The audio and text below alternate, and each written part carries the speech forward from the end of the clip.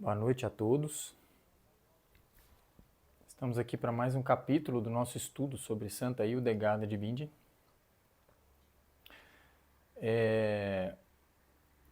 O tema hoje é a Santa e a Feiticeira. É uma discussão que eu faço no livro, né, que eu escrevi, e que é tido por muitos como algo polêmico, né? Primeiro, a minha experiência me coloca hoje, né, na conclusão de que as coisas não necessariamente são polêmicas. O que torna polêmicas os assuntos de diversas ordens, né, diversas naturezas, é justamente a nossa ignorância acerca da verdade, né, dos fatos, e acompanhando isso, a nossa insistência em permanecer nessa ignorância através de crenças, achismos, fanatismos de diversas ordens, né? Então, o que eu estou querendo dizer com isso é que, para mim, esse assunto não é mais polêmico. Eu consigo mostrar os dois lados da moeda, os dois excessos, como eu vou colocar aqui agora, e como que esses dois excessos eles são harmonizados pela compreensão, né? E o tema Santa Hildegarda, hoje, ele acaba sendo polêmico por causa das forças tenebrosas, né, da ignorância, que estão hoje polarizadas, né?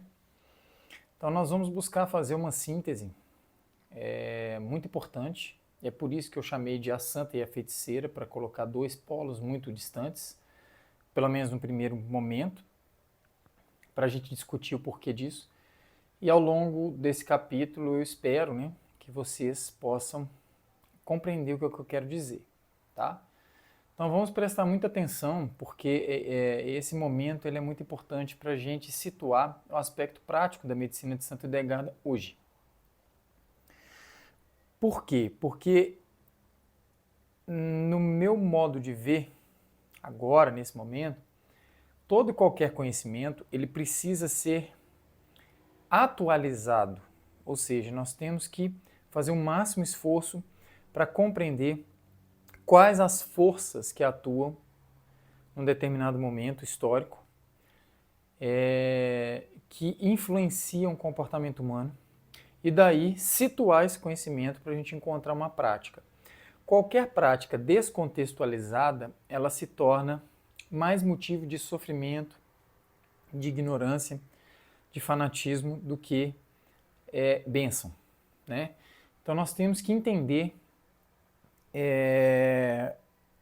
qual é o uso da medicina da Santa Hildegarda. E eu vou fazer isso com relação ao momento atual que o mundo está vivendo, mas mais particularmente, eu gostaria de colocar isso, no contexto de América, né, que é o lugar onde eu estou. Brasil, América, né, mas eu creio que isso possa ser multiplicado para as diferentes partes do mundo, com suas devidas particularidades, né, de cada tempo, de cada espaço, para que isso possa ser feito de maneira responsável. Fato é que eu estou fazendo esse trabalho de contextualizar a medicina de Santa Hildegarda nesse momento, no lugar onde eu vivo, Brasil, século XXI, considerando os aspectos sociais, históricos, espirituais pelos quais a gente passou, né? E eu convido cada um a fazer isso no seu lugar de origem. Se você estiver na Austrália, se você estiver na Irlanda ou na China, fazer esse mesmo trabalho para que a medicina de Santa Hildegarda seja situada, tá bom? Então, passando esse preâmbulo,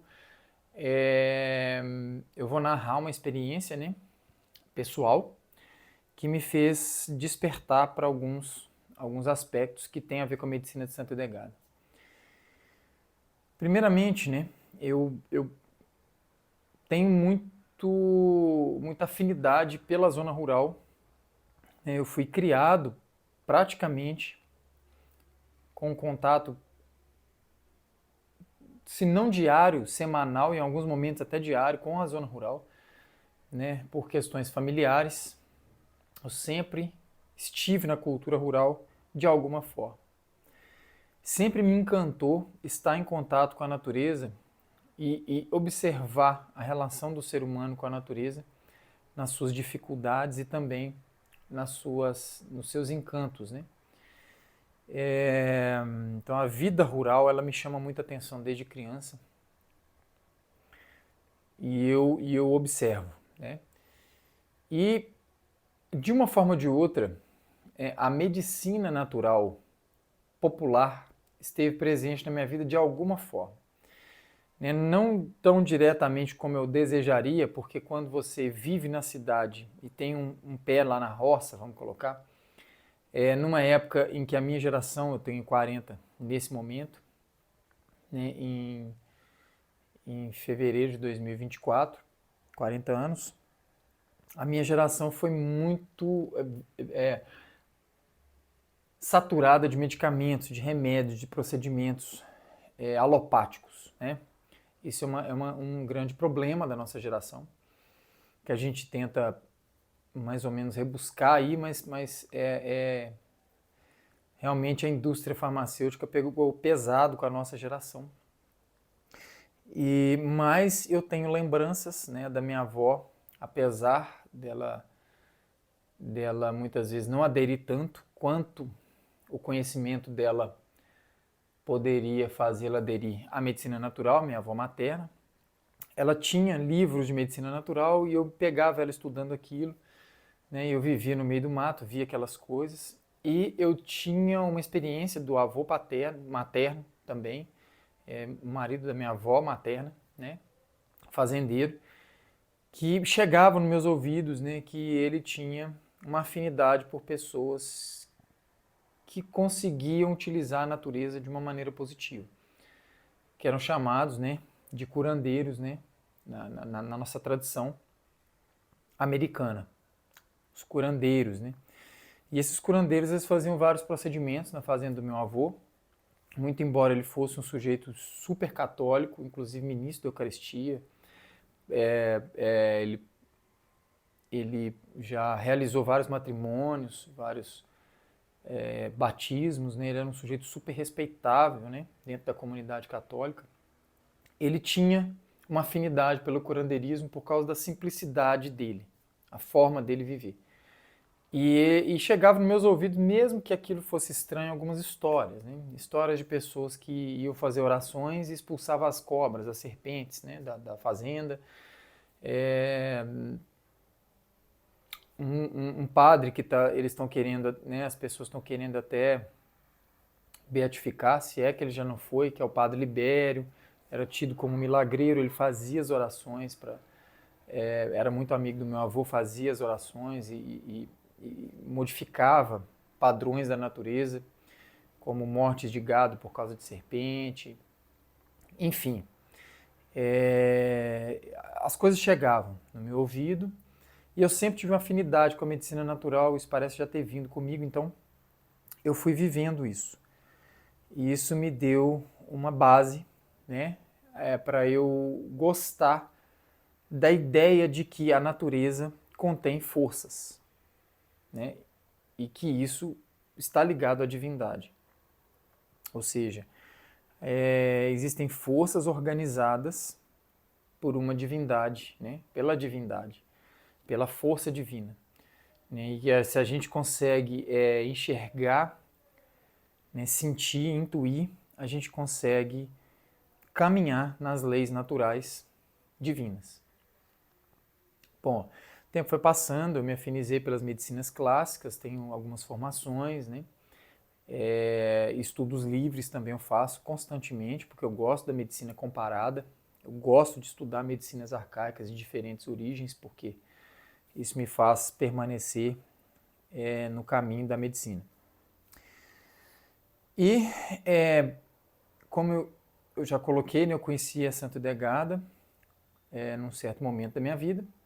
Sabia que ela, no momento eu não sabia que ela era médica, mas depois eu vinha saber, mas não existia nada, né, dela.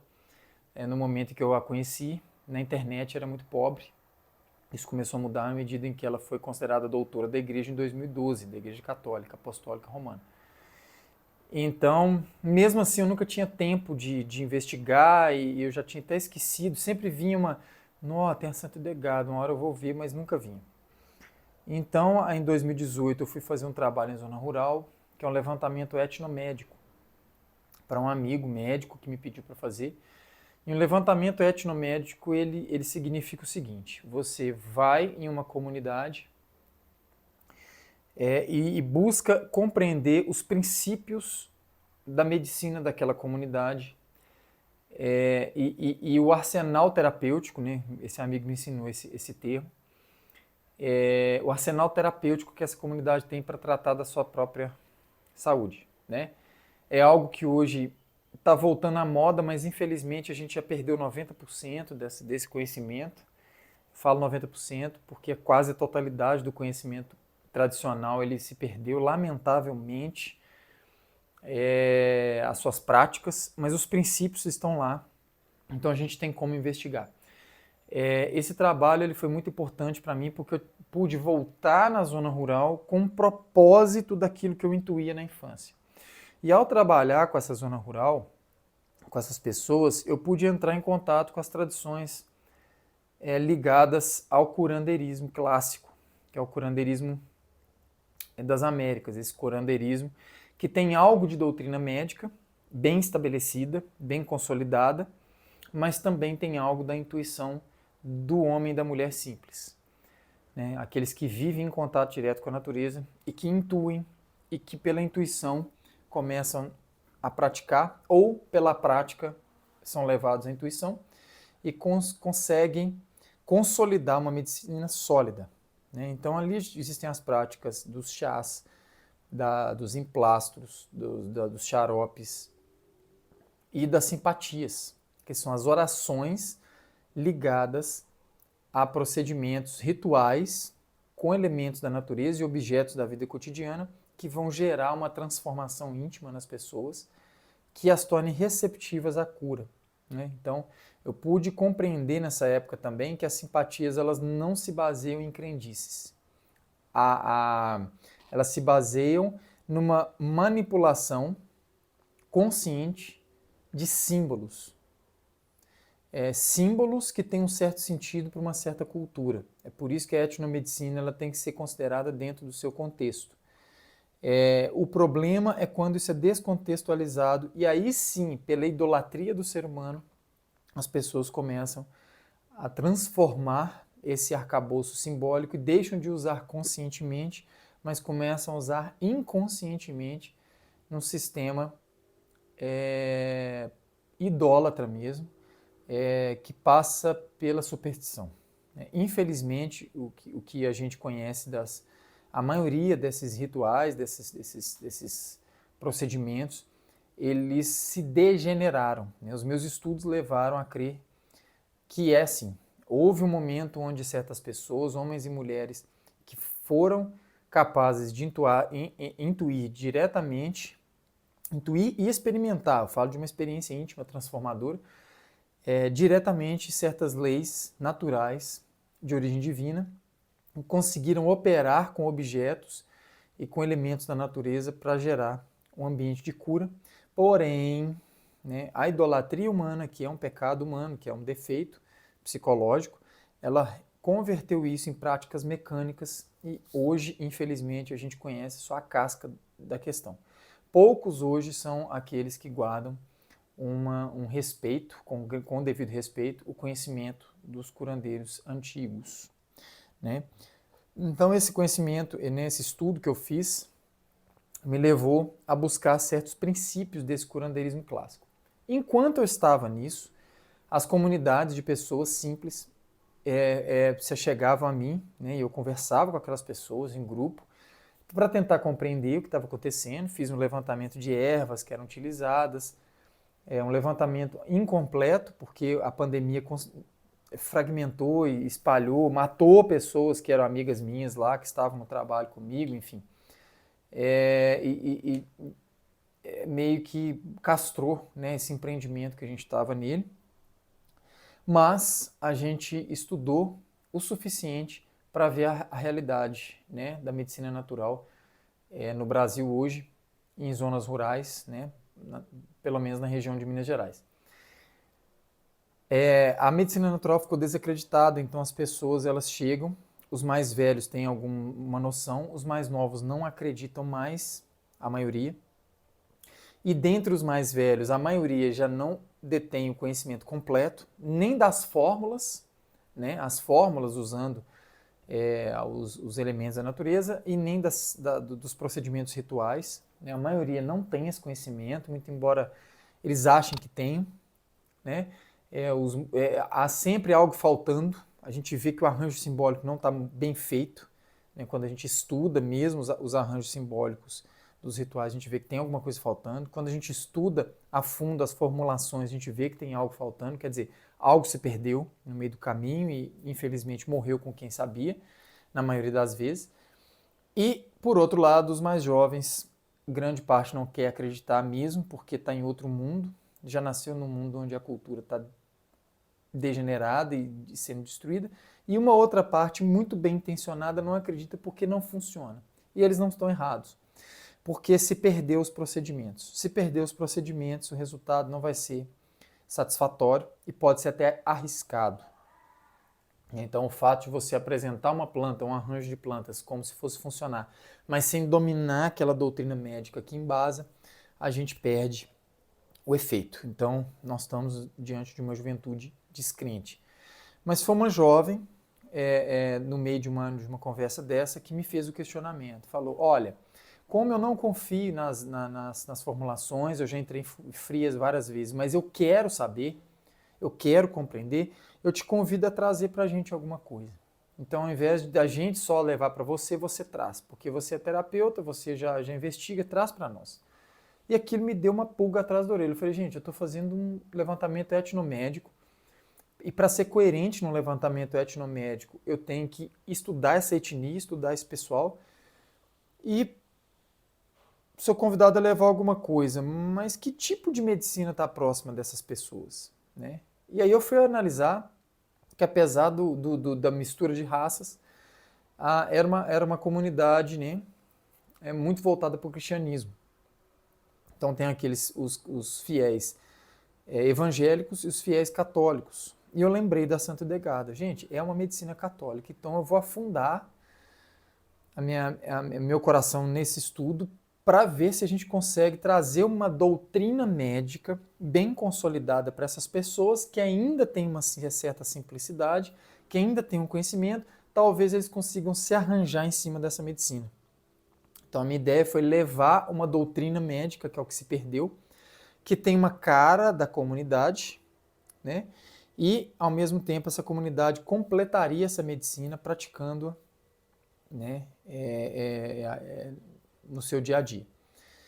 Foi daí que, através desses estudos, e eu fui aprofundando, eu vi a importância da medicina de Santo Edegado. Eu nunca tinha visto e realmente me deu um choque de consciência muito profundo, crises no entendimento, eu vi aquilo com maravilhamento e, gente, eu tenho que ordenar isso aqui.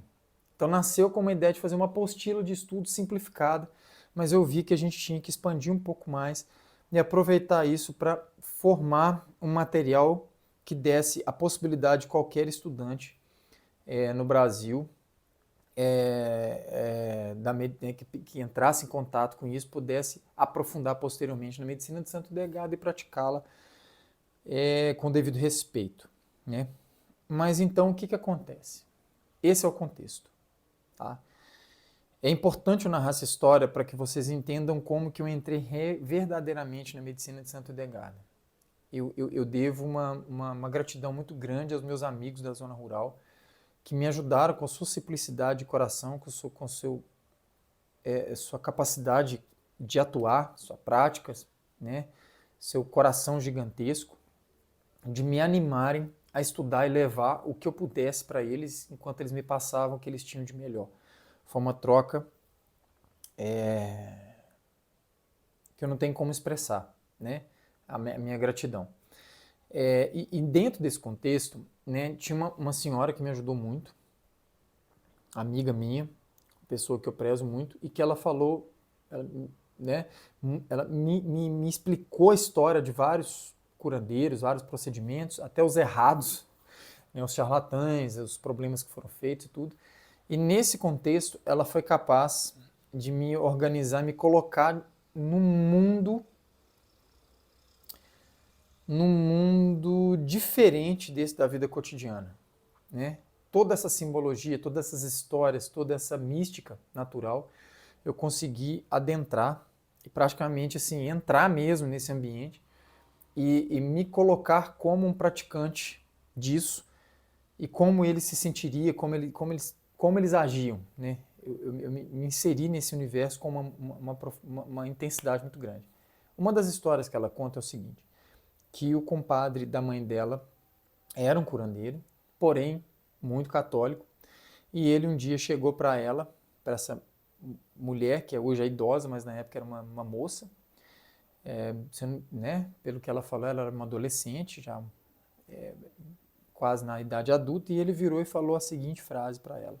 Um dia, do nada, chamou ela e falou: fulana, Santa Iria era santa, mas também era feiticeira.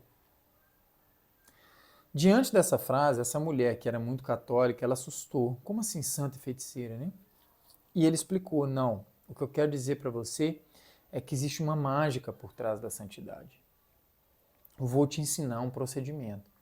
Então ele ensinou um procedimento para ela, usando elementos da natureza e certos rituais que evocavam a Santíssima Trindade para que aquele procedimento fosse feito. É o que a gente poderia chamar de simpatia. Infelizmente está muito rebaixado o termo, mas é um ritual que envolve simbolismos e os próprios elementos da natureza para gerar um estado de cura, junto com a ingestão ou uso de plantas ou elementos da natureza através de medicamentos, né? Então que isso foi feito. E Santa Iria, nesse caso, era uma santa portuguesa que passou por várias provações e ela realmente foi santificada pela Igreja Católica e o culto veio através dos portugueses de forma muito intensa e ela ainda é conhecida nas zonas rurais mais profundas, ou pelo menos era, né, na época que essa pessoa passou por essa experiência. Isso me chamou muita atenção. Por quê? Aí vem a questão polêmica, né? Nós temos uma história de invasão portuguesa muito violenta, de invasão europeia muito violenta. Isso não pode ser negado, muito embora muitas pessoas hoje deliram que isso não aconteceu. Mas isso aconteceu. Por outro lado, havia também muitos problemas, muitos conflitos, muita degeneração nas Américas também. E na América pré-colombiana, né, os descendentes da América pré-colombiana que conseguiram deixar documentos como os astecas, os maias, né, os toltecas, a gente vê essa degeneração e a gente vê que haviam pessoas idôneas na época, nas Américas, antes da invasão europeia, já discutindo a problemática da degeneração humana nas Américas, inclusive prevendo que iria acontecer grandes catástrofes por causa dessa degeneração humana. Então, tem uma outra parte da humanidade hoje que quer fingir que não existia nenhum tipo de desordem ou degeneração humana nas outras populações que não eram europeias, né? O que também é uma mentira. Né? Mas essas duas partes elas tendem a negar uma outra e a gente fica com um discurso um pouco truncado, se não muito truncado e confuso. Isso tem a ver com Santa Edegada por quê?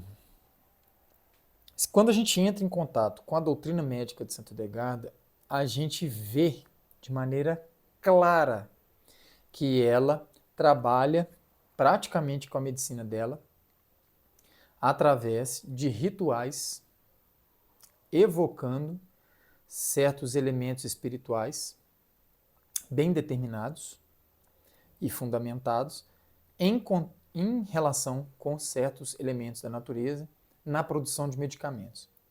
Para quem quiser entender o que eu estou falando e eu não estou mentindo, eu vou passar bibliografia. Vocês podem ir nos livros, o Livro das Causas e Curas, né, que é o livro que apresenta a doutrina médica dela e que tem um final onde tem algumas receitas, né, e o livro Física, que é o livro da natureza, que é onde está a matéria médica, os insumos que ela utilizava, mas que também tem certos procedimentos médicos, e onde estão vários livros, pequenos livros, né, nesse Física, um para cada criatura ou reinos da natureza, né? Ela faz uma divisão entre os reinos e é muito interessante a gente ver isso, né? Ela apresenta fórmulas, existem formulações que só falam procedimentos, vai lá, colhe, faz e pronto. Existem outros transtornos em que exige uma oração específica, um procedimento específico, tantas vezes, e aí os números contam muito, 3 vezes, tantas vezes, tá? Que deve ser feito. E a gente vê uma semelhança muito grande com a medicina natural das Américas, ou a medicina arcaica, que hoje a gente chama de curandeirismo, né? Que foi desmoralizado por causa de vários elementos, né? E nós vamos tratar um pouco disso daqui para frente, né?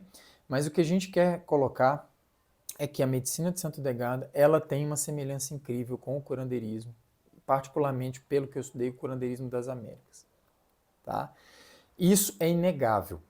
O que nós vamos ter que aclarar é como ela faz para que a gente não aceite qualquer tipo de confusão entre o que Santo Degado faz e qualquer tipo de curandeirismo, tá? Nós temos que classificar isso muito bem, o que significa a prática da medicina de Santo Degado, justamente para a gente não cair. E isso é muito difícil. Vocês vão entender por que eu vou demorar nesse vídeo, mas ele é muito difícil.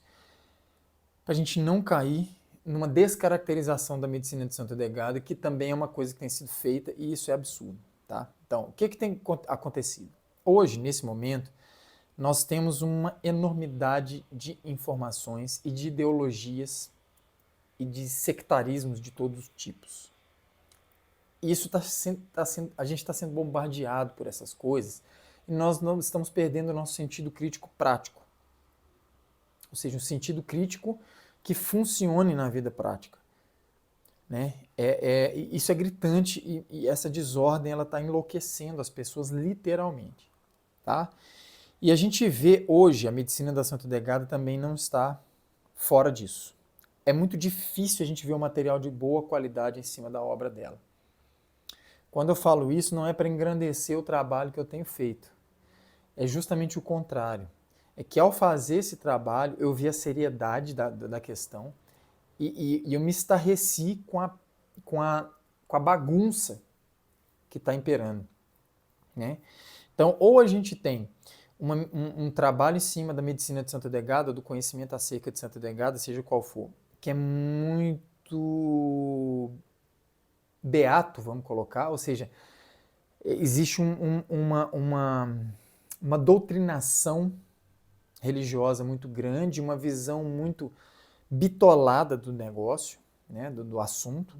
Então, você só vê a coisa do ponto de vista religioso restrito, ou, por outro lado, aqueles que querem descaracterizar Santo Degado dos princípios espirituais e colocá-la ela num campo onde tudo pode, e onde a Santo Degada seria uma coisa que liberal demais e que comunica com qualquer coisa e tudo pode para ela. E ambos estão afastados da realidade prática da obra de Santo Degado.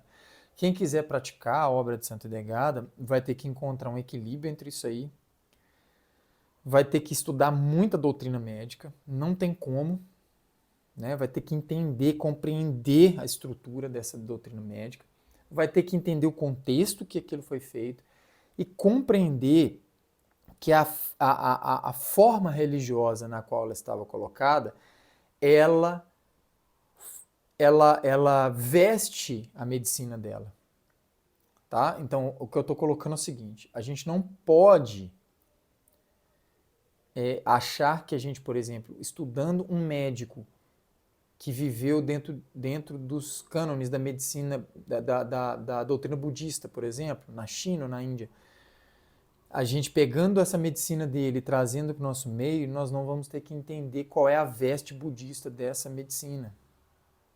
Nós temos que entender para respeitar, para compreender, para não fazer uma transposição fora da realidade, que é o que hoje mais está em moda, porque nossa preguiça mental é gigantesca. Sabe? Qualquer videozinho de YouTube, qualquer TikTok faz com que a gente forme uma opinião, sabe? E quando a gente pega, né, um livro desse, por exemplo, de mais de 700 páginas, que é o Cívias, de Santo Edegada, que é o primeiro livro de visões dela, o primeiro livro profético, que é uma das obras que ela escreveu, que ela tem uma obra gigantesca, e a gente vai ler, a gente vê a dificuldade do processo. Não é tão simples fazer uma transposição de uma doutrina médica. Então, pelo amor de Deus, respeitem o fundamento religioso de onde ela veio. Ela era uma monja católica medieval. Ponto. Isso tem que ser feito. Mas o que ela fala tem uma universalidade. O que ela fala não vale só para católico. O que ela fala não pode ser restrito ao catolicismo romano. Não pode. Quem lê vai entender o que eu estou falando, mesmo porque se fosse ela não teria tido tanto problema, e existem coisas, né? Ela teve muito problema dentro da própria religião de onde ela veio, na época. Existem coisas que ainda não estão bem digeridas. Se a gente lê, a gente vê que tem algumas pedras no sapato. Por outro lado, não podemos desrespeitar a religião, a instituição católica apostólica romana, não podemos desrespeitar o conhecimento que foi produzido ali dentro e a inspiração divina que foi produzida ali dentro por questões ideológicas banais e estúpidas. Então, o que a gente tem hoje? Nós temos reacionários, nós temos reações violentas, nós temos pessoas que estão imbuídas em caixinhas, querendo ser engolidas pelo outro e não querendo degustar o que o outro tem. Então, a gente não tem, hoje, raramente a gente tem isso. Eu estava vendo um cientista brasileiro, o Miguel Nicoleles, esses dias, falando exatamente sobre isso, numa entrevista. Achei muito interessante, que ele é um cientista muito conhecido, um neurocientista. Ele fala para o entrevistador, não existe mais discussão saudável. As pessoas não conseguem mais sentar uma na frente da outra e discordarem sem partir para o plano pessoal, para o ataque pessoal, e chegar numa conclusão onde a gente consegue ampliar nossa consciência. Ele falou isso aí acabou no mundo, e isso é altamente preocupante, isso ele falando, porque com isso a ciência acaba. Né? Eu achei muito interessante a análise dele. Isso cabe também para a medicina de Santo Edegada e para qualquer conhecimento que hoje está no mundo. O mundo está assim. O mundo está em guerra total. E com isso, o conhecimento sai perdendo, com isso as pessoas sofrem mais, e o conhecimento que a gente tem real, se a gente não ficar esperto, nós não conseguimos adentrá-lo de maneira respeitosa. Né? Então falta o contraditório, né? Saudável, consciente. O que é o contraditório? Você tem uma ideia e você precisa de um contraditório. Olha, eu não penso assim. E aí aquele eu não penso assim vai fazer uma análise de fora para que você, né, que lançou a ideia, possa ver aquilo de fora. Né? Beleza. O contraditório está sendo, vou te destruir. Porque o meu contraditório você não deveria existir, porque eu não penso assim. É uma maneira narcisista de fazer a coisa. Nós temos que sair desse campo na área da Santa Edegada, porque é um conhecimento sagrado que necessita ser usado e respeitado da forma correta. Tá? Então eu estou aqui, é muito difícil fazer isso. Atualmente, mais difícil ainda. Então vamos lá, nós já falamos disso e vamos falar o seguinte. Né? Nós já falamos de tudo até aqui, da dificuldade que nós temos hoje e da semelhança dessa medicina com o curandeirismo, né? E falamos um pouco sobre a necessidade de falar da história que a gente passou, né? As Américas, particularmente. Porque se a gente não fizer uma análise dessa e não trazer para o mundo hoje enfrentando essa violência ideológica que está hoje, nós não vamos conseguir situar a medicina de Santo Edgardo. Não adianta praticar ela como se a gente estivesse na Idade Média. Não adianta a gente praticá-la unicamente pela visão de uma religião, de uma forma religiosa.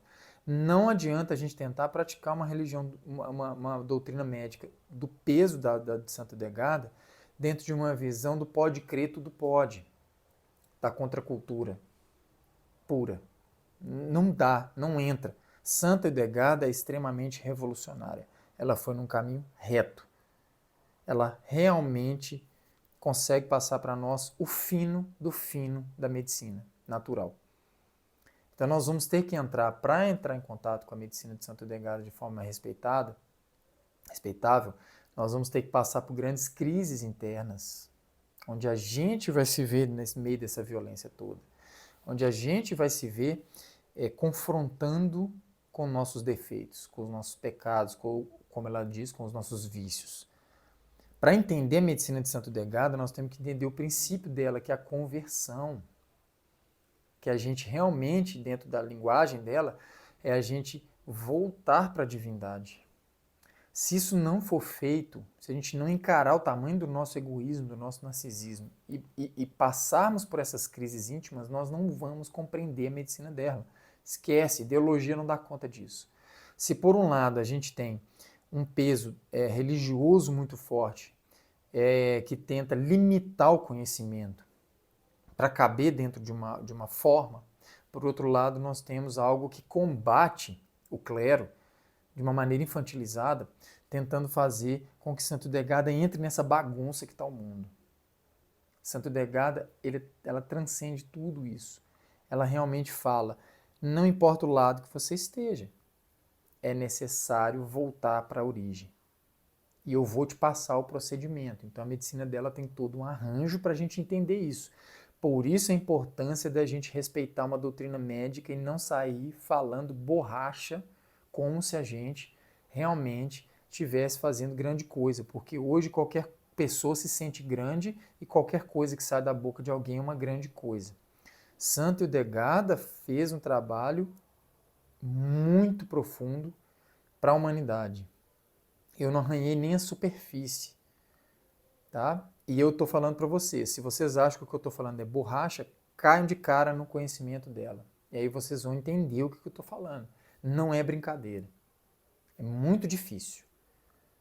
Tá? É um comprometimento que exige muito de nós. Tá? E isso é com qualquer medicina de peso ligada à natureza. Nós precisamos buscar ser retos com todo o nosso coração. Mas voltando ao nosso tema, o que acontece? Nós temos na América um secretismo muito grande por causa da mistura de raças, mistura de etnias, uma coisa que ainda está incompreendida para nós próprios que vivemos aqui, imagina para os estrangeiros. A complexidade do nosso mundo americano é gigantesca. Talvez o mundo não tenha vivido uma complexidade tão grande. Nós não conseguimos estabelecer certas coisas no nível de Estado, no nível de país, de organização política e social, no meu entendimento, porque a América é complexa demais. Mao Tse-tung, por exemplo, o comunista, que também não é comunismo, se a gente entender a história da China e como que eles funcionam, filosofia e tudo, Mao Tse-tung, como fenômeno político, ideológico, social, ele não aconteceria no Brasil ou na América. Muita gente quer comparar o comunismo lá na China com o que a gente vive. Não tem possibilidade disso acontecer. A gente é muito mais complexo enquanto formação de povo do que a própria China, ou o Japão, ou a Coreia. Não estou falando de que a cultura nossa é melhor, eu estou falando de nível de complexidade. Quando o Mao Tse-tung chega no poder e se autoproclama Deus e vai fazer uma ditadura, como aconteceu em 1949, iniciou e continuou, ele tem um arranjo cultural que consegue engolir aquilo. No Brasil isso é impossível. Nas Américas isso é impossível, porque de 500 e poucos anos para cá, foi uma mistura total de raça. Inclusive os chineses vieram em massa para cá no século XX. Os japoneses, mas não só, poloneses, ucranianos, russos, italianos, Todo mundo vive no Brasil. E as Américas como um todo são assim. Nós tivemos europeus invadindo, porque foi uma invasão, isso não pode ser considerado de outra forma. Não havia um respeito para com o que tinha aqui, era para extração. Tá, mas vieram depois e tá. No momento em que as famílias começam a vir, você já começa a pensar um pouco mais. Mesmo assim se formam oligarquias e a coisa se transforma nessa política suja que a gente tem hoje, mas não vou entrar nisso. O que acontece é que aconteceu uma invasão. Essa invasão foi violentíssima, em todos os sentidos.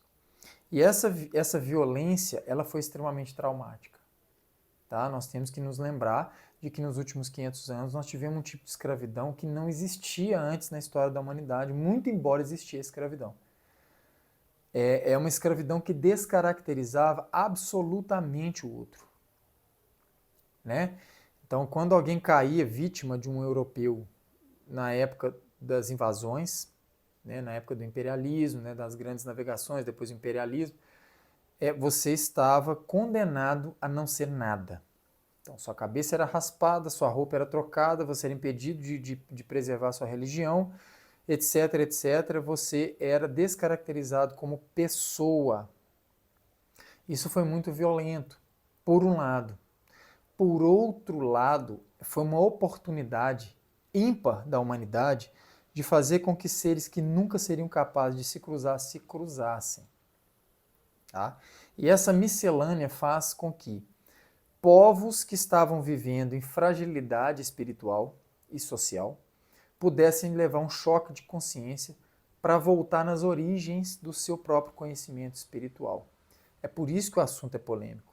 Se por um lado nós temos um abuso de uma Europa que se dizia cristã, mas que para mim não era naquele momento, já tinha degenerado, mas que usou da palavra de Jesus Cristo, do Evangelho, de maneira hipócrita e farisaica, para chegar nas Américas e tentar fazer uma exploração divina, uma matança divina, estupros divinos, né?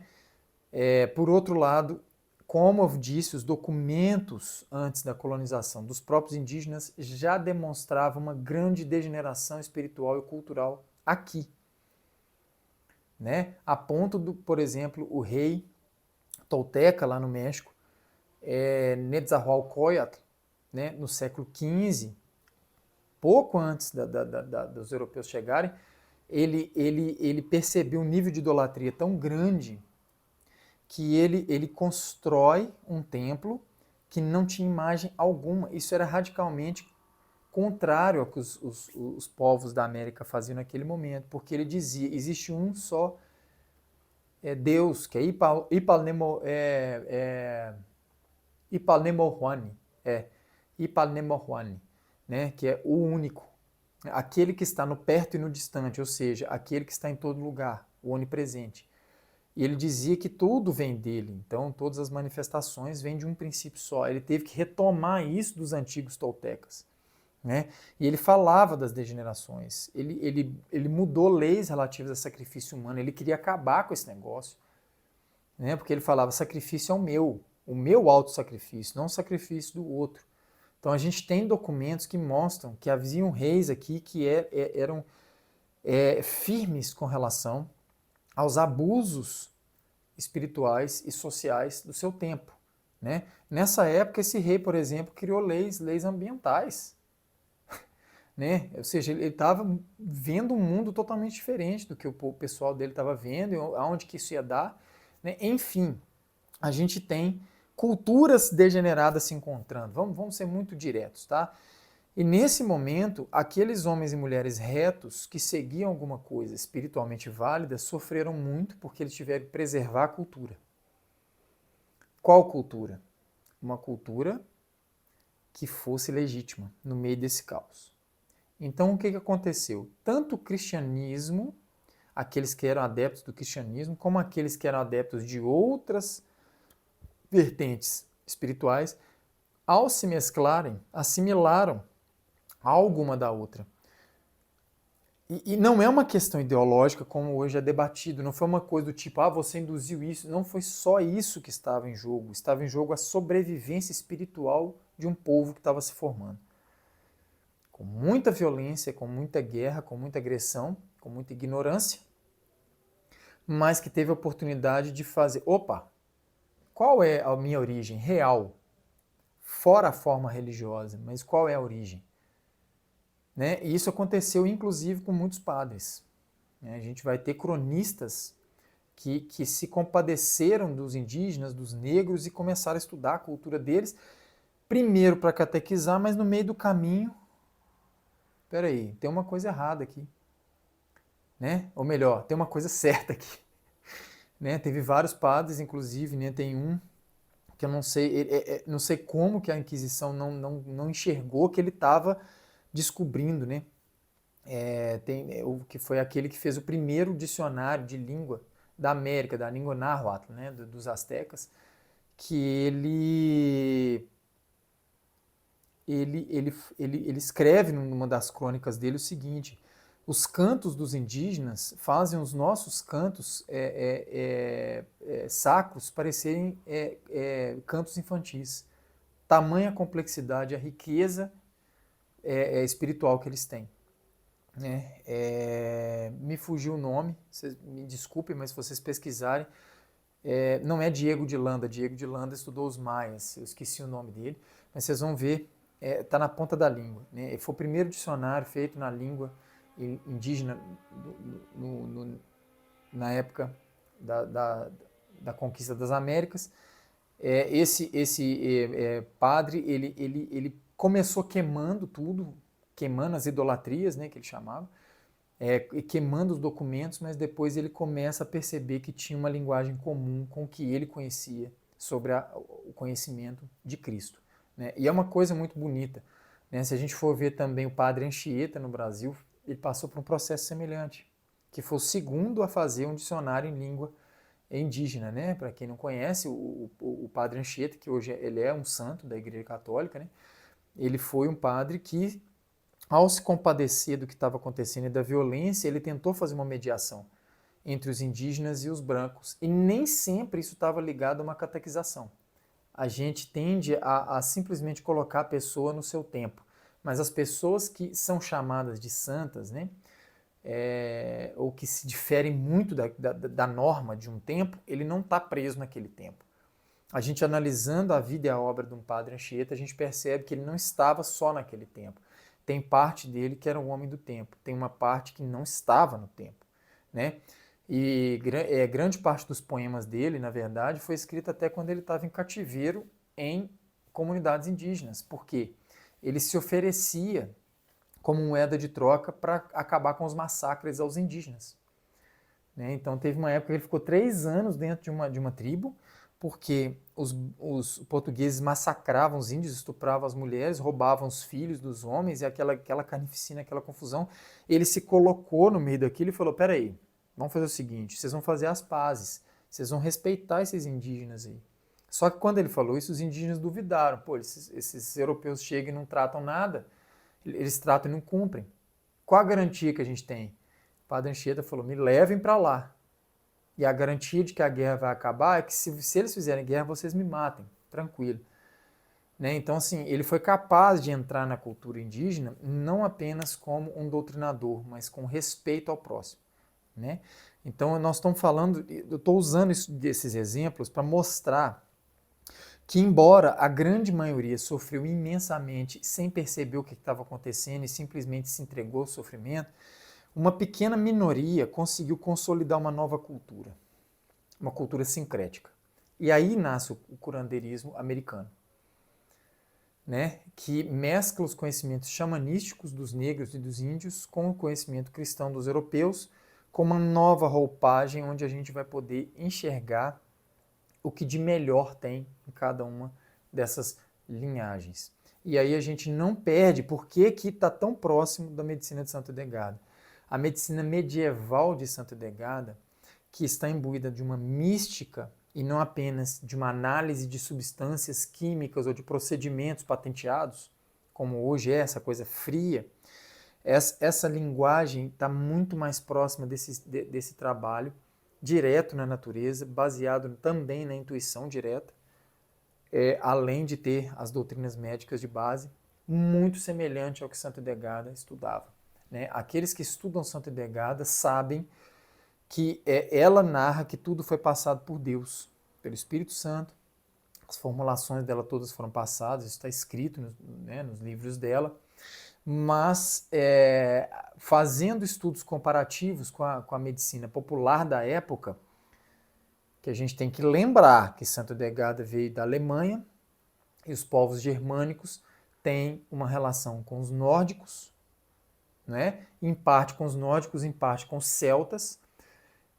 Santo Edegada bebeu também da tradição do país dela, e a gente tem que lembrar que tanto nórdicos como celtas eram considerados como povos pagãos.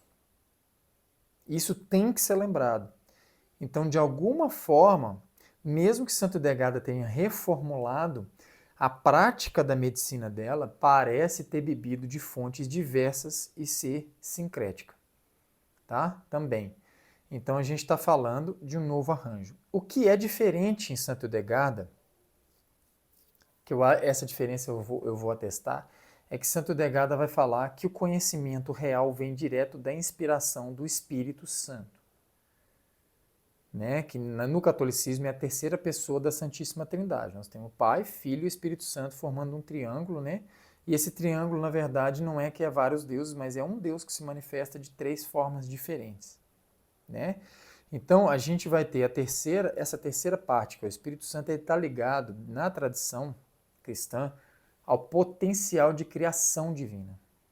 Então, o Espírito Santo é aquele que toca diretamente nas criaturas, é aquele que inspira e que chama a criatura para voltar para Deus. Né? Ele é muito tido com imagens como o pássaro, a pomba que desce do céu, a água, né? A água do batismo, a água do rio, o Rio Jordão, né? O Cristo, que é a água, né? Que lava os pés dos discípulos, o fogo que desce do céu. Então, é sempre imagens de instâncias criativas, a potência criadora. Santo Edegada vai falar que desse Espírito Santo vai vir viriditas. Viriditas é verdor, traduzido diretamente do latim.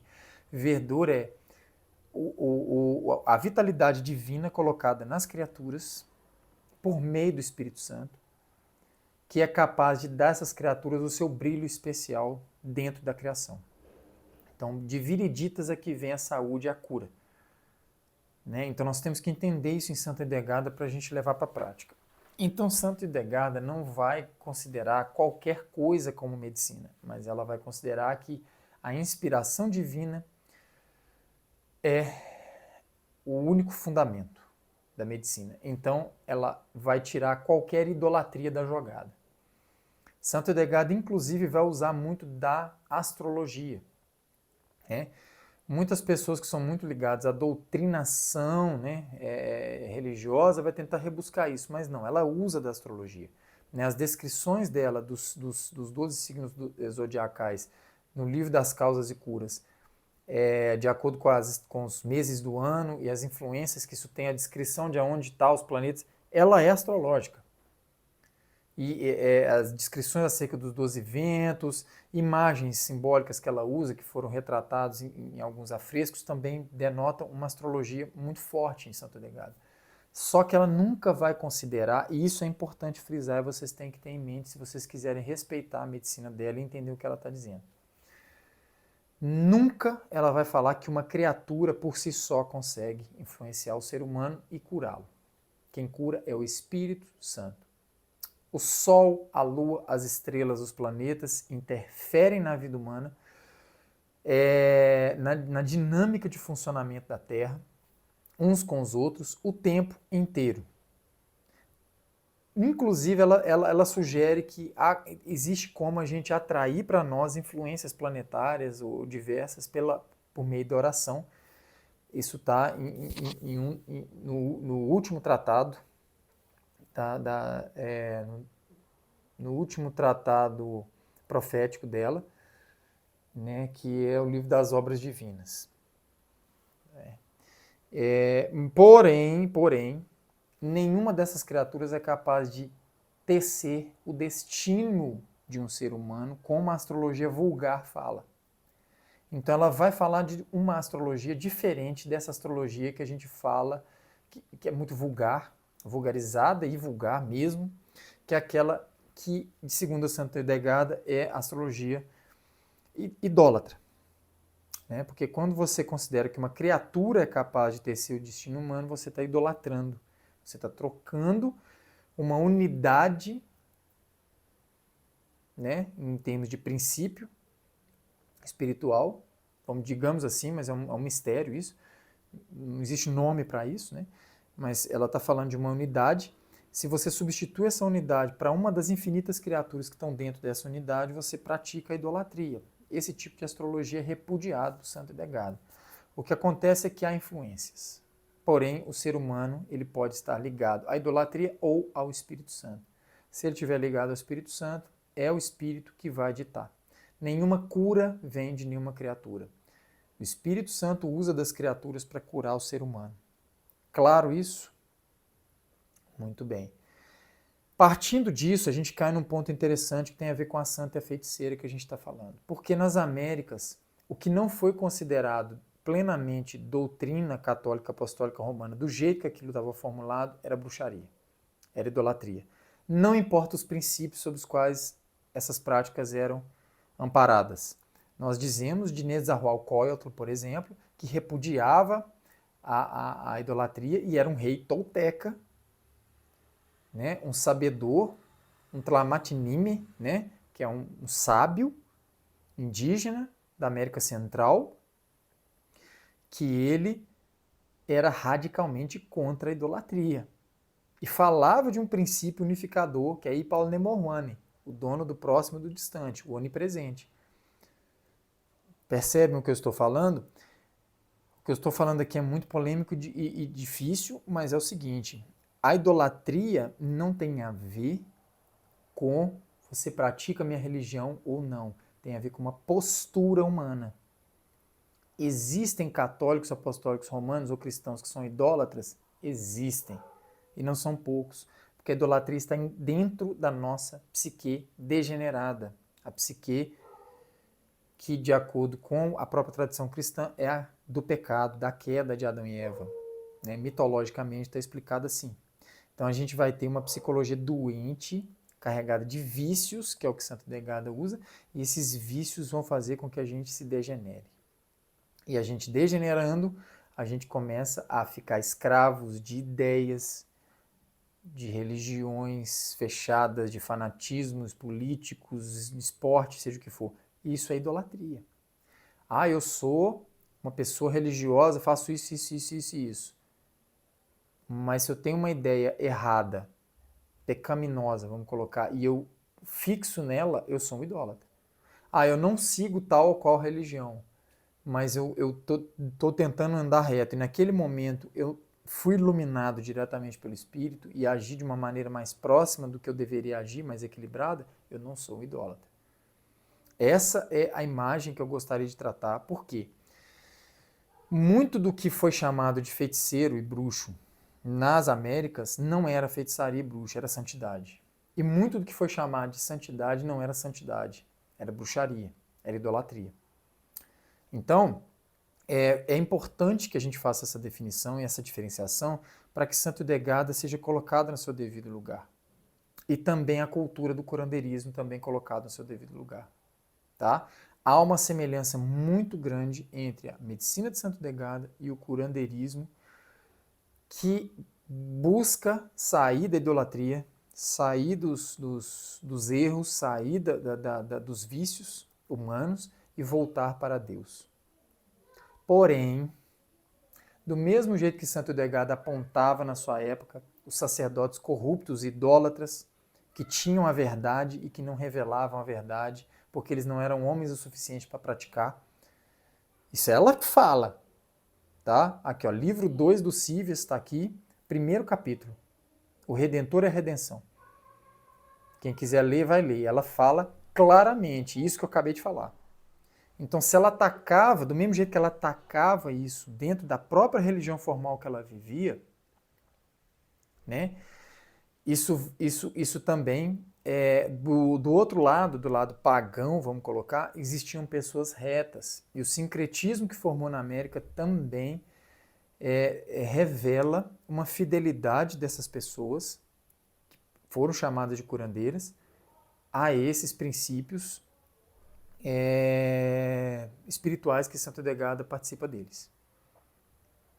Percebe? Do mesmo jeito, e aí nós vamos ver, que existiam pessoas que, assim como Santo Edgardo, vieram da tradição católica apostólica romana, que eram verdadeiras santos, vamos colocar. Ou seja, pessoas que investiam toda a sua vida, uma totalidade da sua existência, a se converter ao princípio divino criador.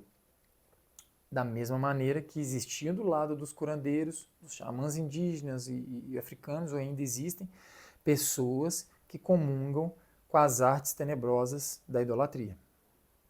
Tá? O que eu estou tentando trazer para vocês, uma definição de santo e de feiticeiro que seja mais sóbrio, tá? Que não fique na capa, que não fique nas discussões ideológicas, que não fique na questão meramente religiosa e nos preconceitos seculares que a gente está criando, porque isso vai prejudicar nosso entendimento da medicina de Santo Edgardo e da importância dela nesse mundo atual.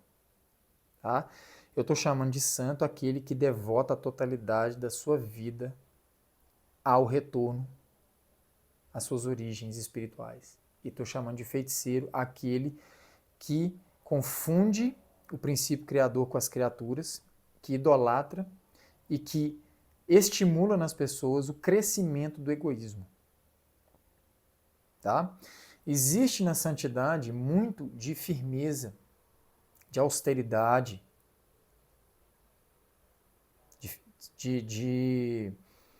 até de luta mesmo, de uma certa agressividade. E existe muito de frouxidão, de mansidão, de palavrinhas bonitas também no lado da feitiçaria. Esse é o grande problema.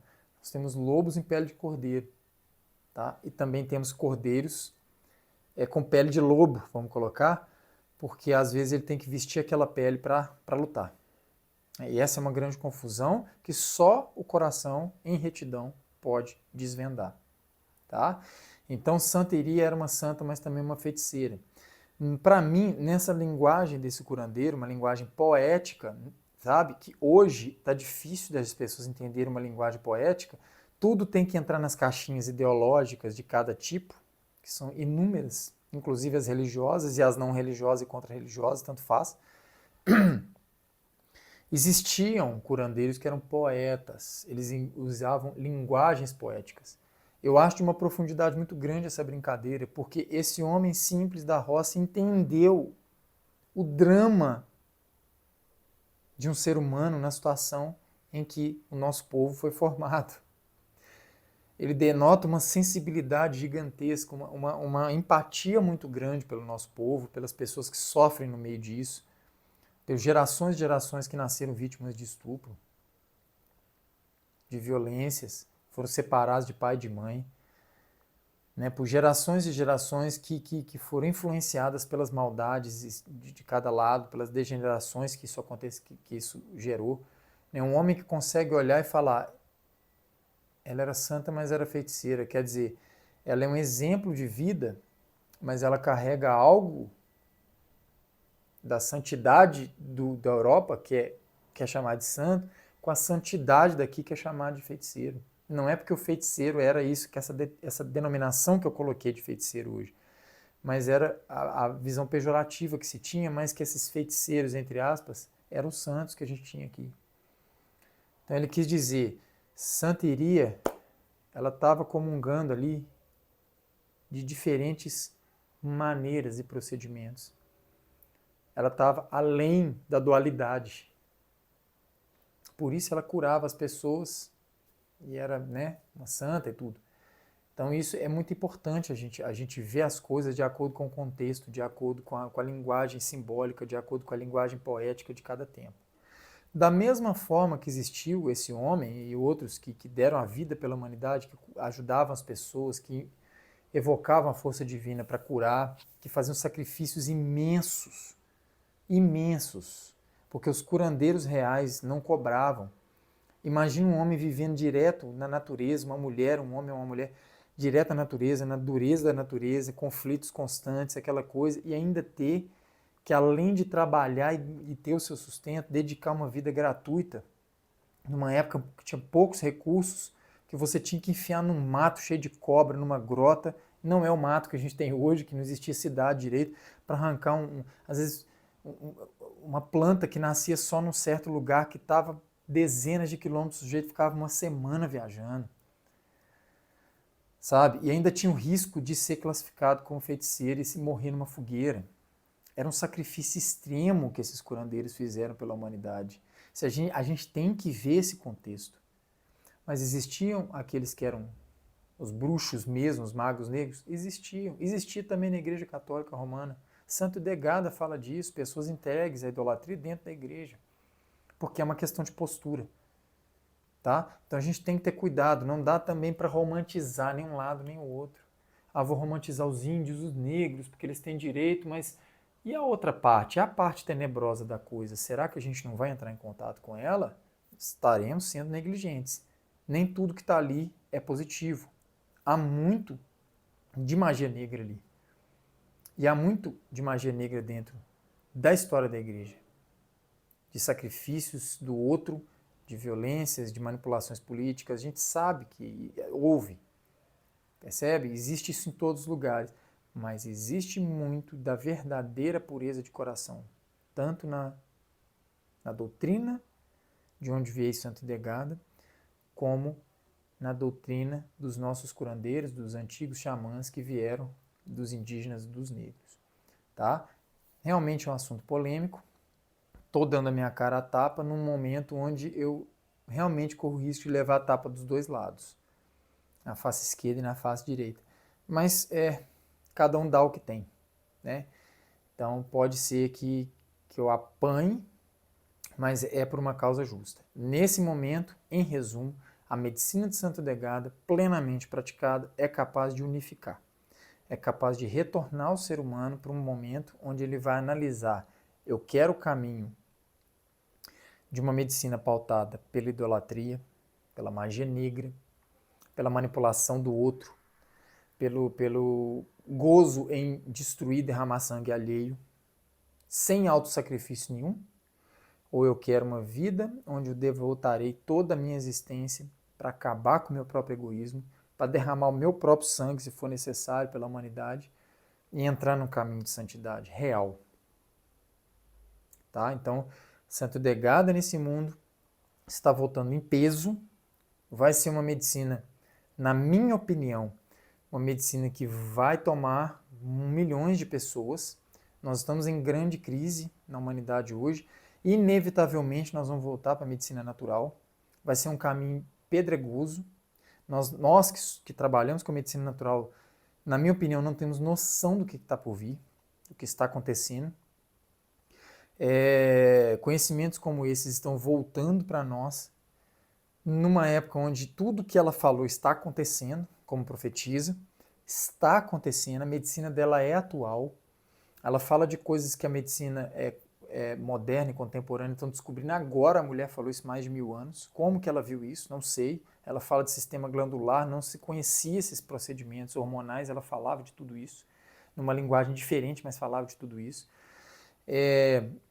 Coisas ainda misteriosas, na verdade a maioria da obra dela, que a gente vai ter que ralar para desvendar, né? Nós vamos ter que lutar muito para desvendar, praticar muito, mas é uma medicina que aposta no poder do espírito atuando nas criaturas. Nós, se quisermos beber disso, nós vamos ter que nos sacrificar muito, derramar o nosso sangue, não sangue alheio, muito, com muita fé, com muita profundidade, para a gente poder chegar a merecer entrar nessa medicina e realmente ajudar uma humanidade que não vai ter remédio, a não ser o que a natureza dá.